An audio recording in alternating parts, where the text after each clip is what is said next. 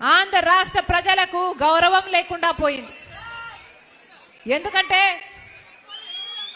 ఆంధ్ర రాష్ట్రంలో ఈరోజు ఏ నిర్ణయం అయితే ప్రజలు ఇచ్చారో ఆ నిర్ణయానికి గౌరవం లేకుండా పోయింది.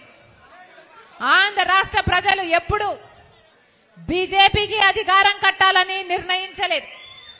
అందుకే ఆంధ్ర రాష్ట్రంలో ఒక్క బీజేపీ ఎమ్మెల్యే గెలవలేదు, ఒక్క బీజేపీ ఎంపీ కూడా గెలవలేదు.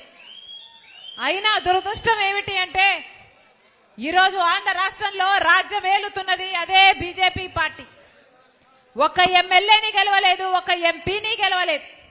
అయినా కూడా ఇటు పాలక పక్షం అటు ప్రతిపక్షం, ఇటు జగనన్న గారు అటు చంద్రబాబు గారు పూర్తిగా బీజేపీ పార్టీకి తొత్తులుగా మారారు. కాబట్టి బీజేపీ పార్టీకి బేషరతుగా ప్రతి విషయంలో మద్దతిస్తున్నారు. కాబట్టి బీజేపీ పార్టీ మన ఆంధ్ర రాష్ట్రంలో రాజ్యం ఏలుతుంది తప్ప అంతకుముందు ఉన్న 5 సంవత్సరాలు చంద్రబాబు గారు కాదు, ఇప్పుడు 5 సంవత్సరాలు ఉన్న జగనన్న గారు కూడా కాదు.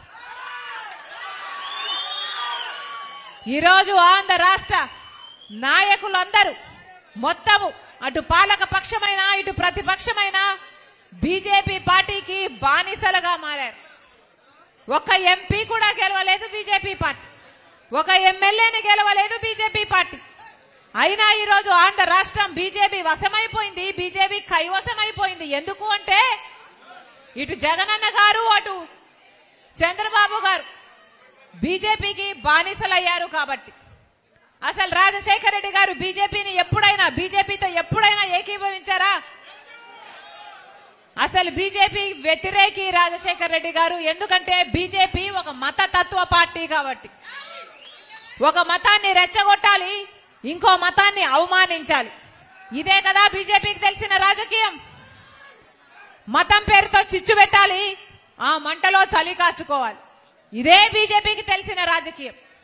ఇదే చేసింది బీజేపీ పార్టీ. ఒక గోధ్రాలో ముస్లింలను నరకడం అయితేనేమి, మణిపూర్ లో క్రిస్టియన్లు తలలు తీయడం అయితేనేమి బీజేపీ పార్టీకి ఇదే చెల్లింది.